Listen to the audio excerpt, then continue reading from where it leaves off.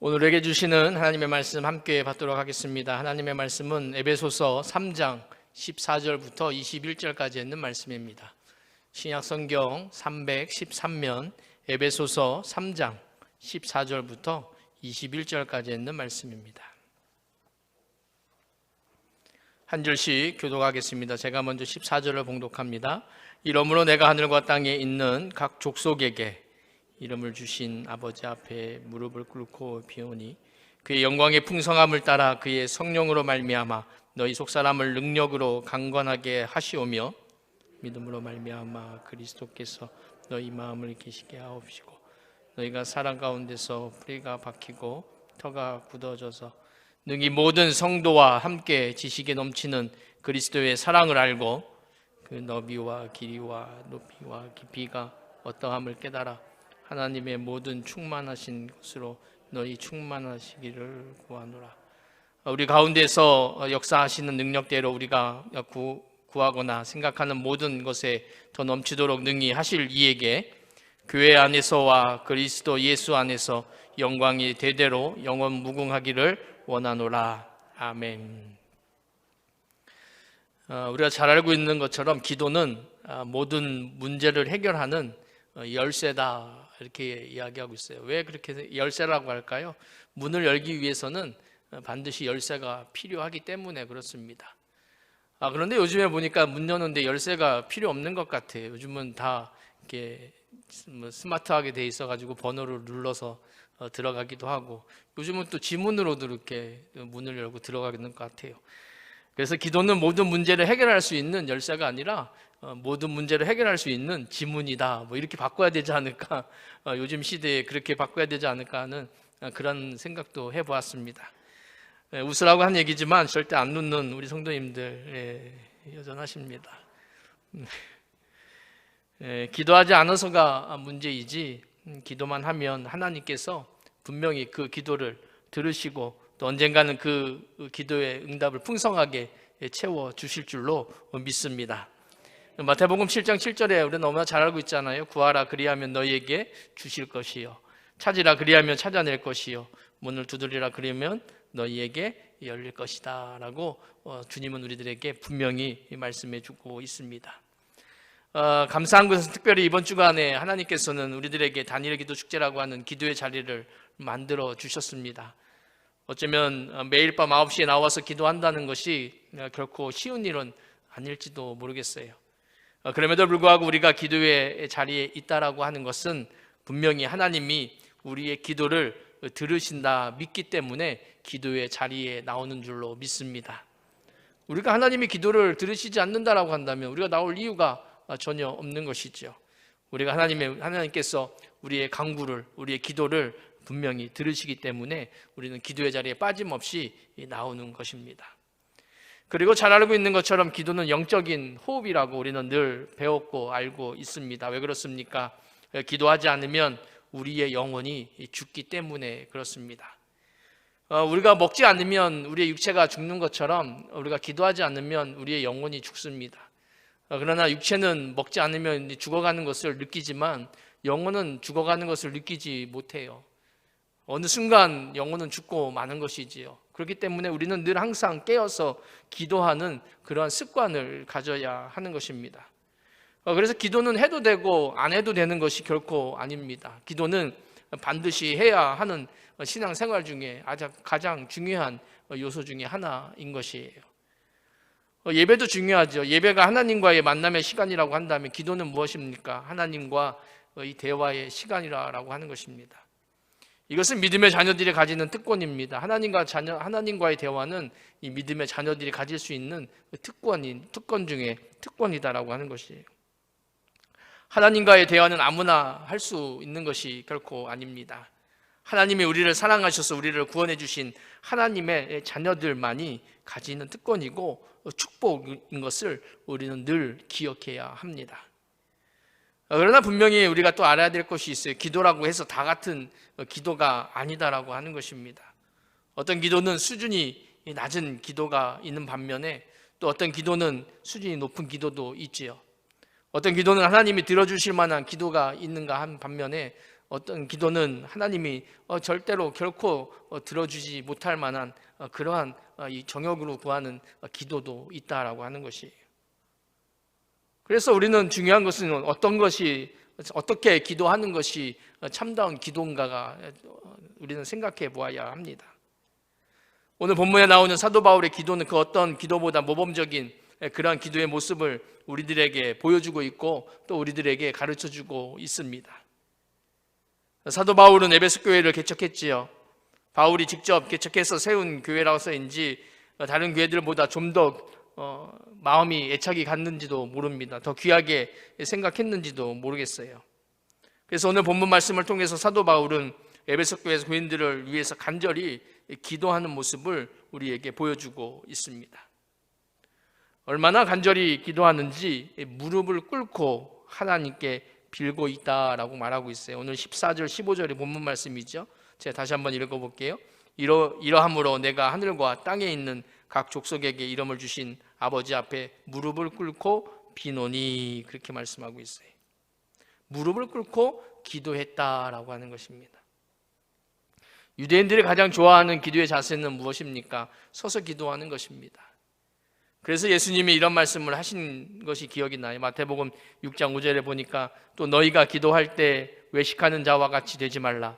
저희는 사람들에게 보이려고 회당과 큰 거리 여기에 서서 기도하기를 좋아하느니라. 내가 진실로 너희에게 이르노니 저희는 자기 상을 이미 받았느니라 라는 그런 말씀이 기억이 나요. 이처럼 기도라고 해서 다 같이 하나님이 받으시는 기도는 아니다라고 하는 것입니다. 분명한 것은 기도 중에는 하나님이 받으시는 기도가 있고 하나님이 받지 않는 기도가 있다라고 하는 것을 우리는 알아야 합니다. 마치 아벨의 예배는 받으셨고 가인의 예배는 하나님께서 받지 않으셨던 것처럼 마찬가지인 것이에요. 그래서 기도할 때는 기도의 자세도 분명히 우리는 중요한 것입니다. 기도할 때 우리의 자세는 어떠한 자세를 가져야 합니까? 무엇보다도 겸손할 뿐만 아니라 간절함이 있어야 되는 것이에요. 그리고 진실함이 있어야 한다라고 하는 것입니다. 중언부언해서는 안 되는 것이에요. 형식적으로 기도해서는 결코 안 되는 것입니다. 남이 기도하니까 나도 따라하는 그런 기도는 소용이 없는 것이에요. 따라하는 기도가 아니라 간절함이 있고 진실함이 있고 하나님 앞에 엎드려서 기도하는 겸손의 기도가 하나님께서 들으신다라고 하는 것이에요.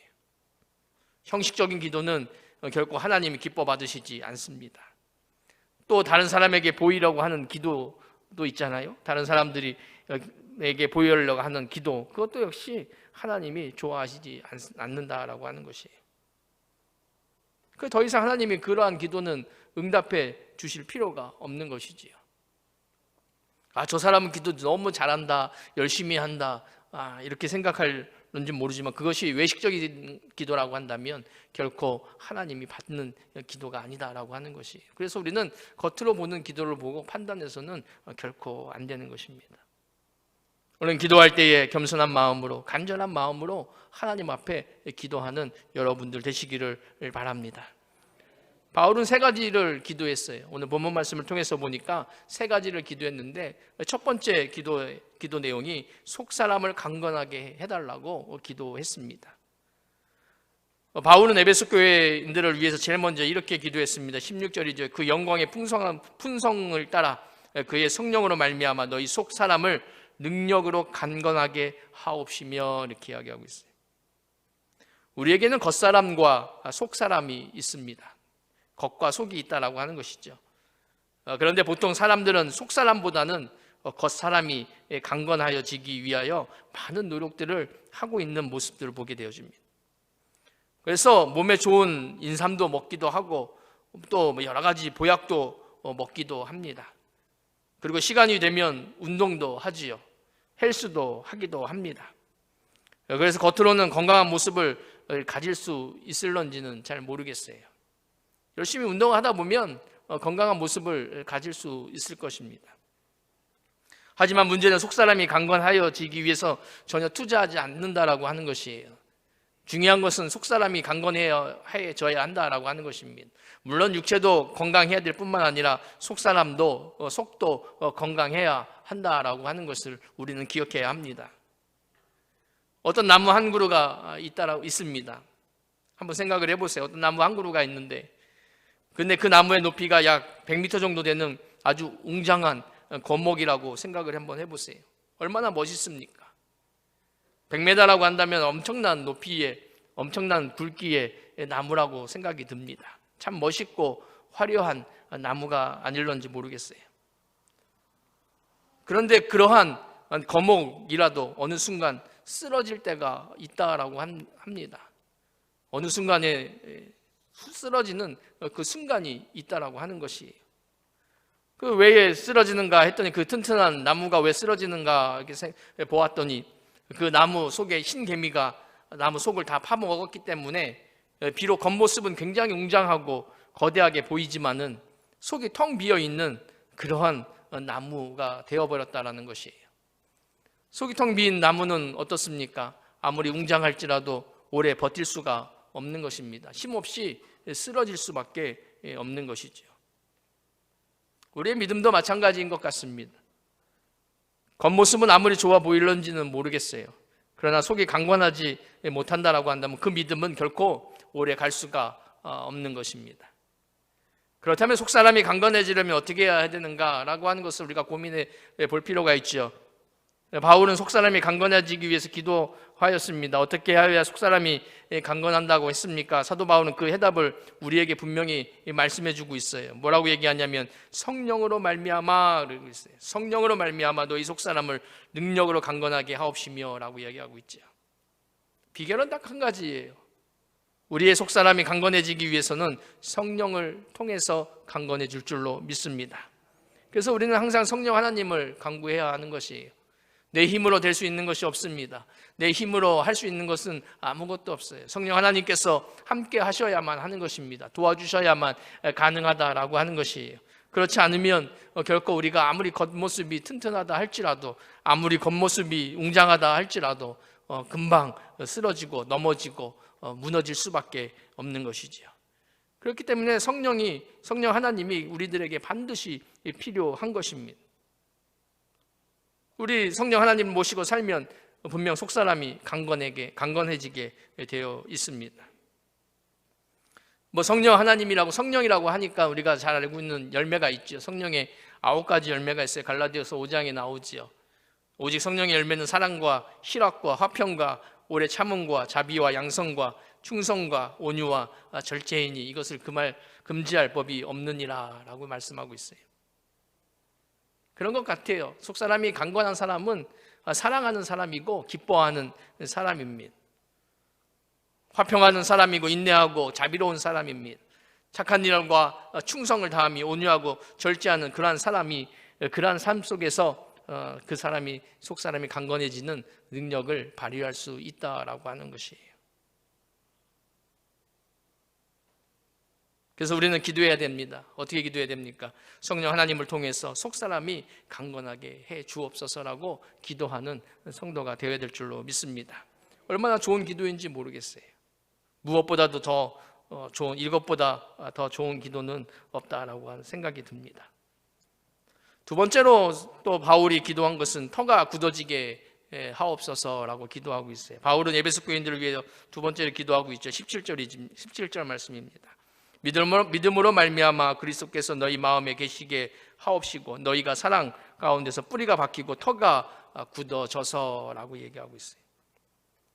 바울의 두 번째 기도 제목은 뿌리가 깊어지고 또 터가 굳어지게 해달라고 하는 그러한 기도의 제목입니다. 모르긴 몰라도 영국에 한 3년 정도 가뭄이 있었다라고 해요. 가뭄이 있었을 때에 엄청난 피해가, 농작물의 피해가 있었지요. 우리나라는 그렇게 3년 이런 식으로 1년, 3년 이렇게 가뭄이 된 적은 없습니다. 하지만 다른 나라 같은 경우에는 그렇게 가뭄이 되기도 하는 것 같아요. 근데 그때 포도나무 한 그루가 있었는데 그 포도나무 한 그루는 이 가뭄 속에서도 열매를 맺고 포도가 그렇게 마실 수 없을 정도로 맛있을 정도로 맛있다는 얘기입니다. 예. 맛있는, 정말로 이렇게 마실 수 있는 예. 그러한 포도를 맺었다라고 하는 것이, 달콤했다라고 하는 것입니다. 맛있었다는 얘기를 하고 있는 거예요. 예. 어떻게 가뭄인데도 불구하고 맛있는 포도를 낼 수 있었던가, 그 이유를 알아보니까 그 나무의 뿌리가 30m를 뻗어서 강까지 뻗어 있었다라고 하는 것이에요. 가뭄인데도 불구하고 뿌리가 뻗어 있으니까, 물까지 30m까지 뻗어 있다 보니까 그 나무가 필요한 수분을 얼마든지 흡수할 수 있었고, 또 햇빛을 항상 내리쬐고 있으니까 그 최적의 조건으로 포도가 맛이 있을 수 있었다라고 하는 것입니다. 우리의 신앙도 마찬가지입니다. 뿌리가 깊어야 합니다. 뿌리가 얕으면 안 되는 것이, 금방 가뭄에 말라 비틀어질 수밖에 없는 것이지요. 터가 굳어져서 우리는 그러한 삶을 살아야 하는 것입니다. 그렇다면 어떻게 우리가 뿌리가 깊고 터가 굳어졌다라고 하는 것을 알 수 있는가라고 하는 것, 그것은 두 가지예요. 오늘 사도 바울은 우리들에게 말씀하고 있는 것처럼 처음에 17절에 믿음으로 말미암아라고 얘기하고 있습니다. 그리고 이 그리스도께서 너희 마음에 계시게 하옵시고 너희가 사랑 가운데, 이렇게 이야기하고 있다라고 하는 것입니다. 우리가 뿌리가 깊고 터가 굳어져 있다라고 하는 것을 확인할 수 있는 증거는 사랑과 믿음이다라고 하는 것입니다. 우리 마음에 사랑이 있고 믿음이 있으면 우리는 뿌리가 깊고 터가 굳어진 믿음의 성도인 줄로 믿습니다. 우리는 먼저 사랑을 해야 한다는 것이에요. 사랑하는 성도가 되어야 하는 것입니다. 그리고 믿어야 합니다. 그러면 뿌리가 깊어지고 터가 굳어질 수 있는데, 하나님을 사랑해야 우리가 하고 하나님과 관계가 깊어질 수가 있는 것이에요. 하나님을 사랑하지 않고는 결코 하나님과의 관계를 맺을 수가 없는 것입니다. 교회를 사랑해야 하는 것이죠. 교회를 사랑할 때 교회가 애착이 생기고 교회와의 관계가 깊어질 수가 있는 것입니다. 성도들을 사랑해야 하는 것입니다. 그래야 성도들 간의 관계도 좋아질 수 있는 것이지요. 또 나라도 마찬가지죠. 나라도 사랑해야 하는 것입니다. 그래야 나라와의 관계도, 나와 나라와의 관계도 좋아질 수가 있는 것입니다. 그래서 우리는 먼저 사랑하고 그를 통해서 믿음으로 나아갈 때에 우리의 터가 굳어지는 놀라운 은혜의 역사가 임할 줄로 믿습니다. 그럴 때 우리는 흔들리지 않는 믿음, 쓰러지지 않는 믿음, 정말 하나님께서 원하시는 그러한 성도의 삶으로 살아갈 줄로 믿습니다. 그래서 사도 바울은 이와 같은 기도를 했다라고 하는 것이에요. 그리고 마지막으로 세 번째, 사도 바울은 이렇게 기도했습니다. 넘치게 하옵소서라고 기도했어요. 에베소 교인들을 향해서 기도하는 마침의 기도가 넘치게 해달라는 기도였다라고 하는 것입니다. 오늘 본문 마지막 20절, 21절 말씀이죠. 제가 다시 한번 읽어볼게요. 우리 가운데서 역사하시는 능력대로 우리의 온갖 구하는 것이나 생각하는 것에 더 넘치도록 능히 하실 이에게 교회 안에서와 그리스도 예수 안에서 영광이 대대로 영원무궁하기를 원하노라. 아멘. 구하는 것이나 생각하는 것에 넘치도록 하나님이 함께 하시기를 기도하고 있다라고 하는 것입니다. 구하는 것만큼 주셔도 좋은데, 그죠? 우리가 생각한 만큼만 주셔도 좋지만 더 넘치게 주신다라고 한다면 얼마나 더 좋은 일입니까? 생각만 하여도 하나님께서 넘치게 주신다라고 하는 것이 참으로 기대가 되고 기쁨이 됩니다. 우리가 기도할 것이 너무나도 많이 있잖아요. 우리가 프라미스 랜드를 위해서도 기도해야 하는 것이고, 우리가 자녀들을 위해서도 기도해야 되는 것이지만, 정말로 우리가 성전 건축을 할 때에 우리가 원하는 만큼 주시는 것도 감사하고 기적 같은 일이지만, 더 풍성히 주시고 넘치도록 주시고 차고 넘치게 주신다라고 한다면 이거보다도 더 얼마나 기대되고 기쁜 일이 어디 있겠습니까? 하나님께서는 분명 우리의 기도를 통해서 넘치도록 부어주실 줄로 믿습니다. 솔로몬이 그랬다는 것입니다. 솔로몬이 그랬잖아요. 솔로몬은 하나님을 진심으로 사랑하는 사람이었습니다. 그래서 성막이 있는 기브온을 가서 1,000번제를 하나님 앞에 드렸습니다. 1,000번제를 드리고 난 그날 밤 그런 피곤한 몸을 가지고 있는데 하나님께서 나타나셨죠. 그래서 하나님께서 말씀하셨습니다. 내가 네게 무엇을 줄고 너는 구하라, 이렇게 이야기하잖아요. 솔로몬은 많은 것들을 구할 수 있었습니다. 더 좋은 것을 구할 수 있었어요. 더 부귀와 명예를 구할 수도 있었습니다. 그럼에도 불구하고 솔로몬은 그런 것들을 구하지 않았어요. 솔로몬이 생각했던 것은 하나님이 주신 백성, 그 온 백성을 잘 다스리고 싶은 그런 마음 때문에 지혜를 달라고 지혜를 구했습니다. 지혜를 달라는 간구한 이 솔로몬의 요구가 하나님 마음에 너무나도 마음에 들었던 것이에요. 그래서 하나님은 구한 지혜를 주신다고 약속하시면서 구하지도 않은 부와 영광도 함께 주신 것을 우리가 열왕기상을 통해서 우리가 너무나도 잘 알고 있잖아요. 하나님은 그러한 분이십니다. 하나님 마음에 합하기만 한다면, 하나님이 원하시는 그러한 뜻대로 우리가 구하기만 한다면 하나님은 우리가 구하지 않은 것까지도 주시는 하나님이신 거예요. 넘치도록 주시는 하나님이신다라고 하는 것입니다. 더 많이 주신다라고 하는 것이에요. 여러분, 더 많이 받으신 적 있잖아요. 네, 아멘. 우리가 기도하면, 믿음으로 가지고 기도하면 생각하는 것보다 더 많이 주십니다. 이런 은혜가 오늘 기도를 통해서 이루어지는 우리 여러분들의 모든 삶이 되기를 주님의 이름으로 소망합니다. 오늘 말씀을 정리할게요. 우리는 이번 주간 다니엘 기도 축제 기간이 정해서 기도하고 있어요. 벌써 이제 하루 이틀, 오늘 이제 3일째 절반을 이제 가고 있는데, 우리가 일어나 먹으라라는 주제로 다니엘 기도 축제를 진행하고 있는 이 상황 속에서 우리는 기도를 통해서 먹어야 할 것이 있으면 먹어야 합니다. 많이 먹어야 합니다. 그러면 하나님이 넘치도록 주실 줄로 믿습니다. 역시 기도는 영적인 싸움인 것 같아요. 영적 싸움에서 승리하는 사람은 기도의 응답을 누리는 그러한 사람이 될 수 있습니다. 반면에 기도의 응답을 경험한 사람은 영적으로 무장된 사람이라고 말할 수 있어요. 그렇기 때문에 우리는 기도의 응답을 경험하기 위해서 올바른 기도의 제목, 그 역시 중요하다라고 생각하고, 우리가 욕심을 내서 기도하는 것이 아니라 하나님의 영광을 위해서 하나님의 뜻을 구하는 믿음의 성도님들 모두가 되시기를 바랍니다. 오늘 사도 바울이 3가지를 위해서 기도했어요.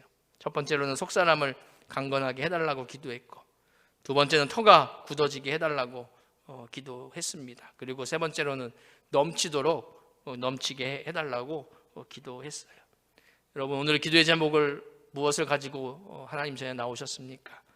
바라옵기는 우리의 모든 기도 제목이 하나님이 기뻐 받으시는 기도가 될 뿐만 아니라 우리에게 넘치도록 부어주시는 응답의 역사가 있는 우리 청대교회 모든 성도님들이 다 되시기를 주님의 이름으로 소망합니다.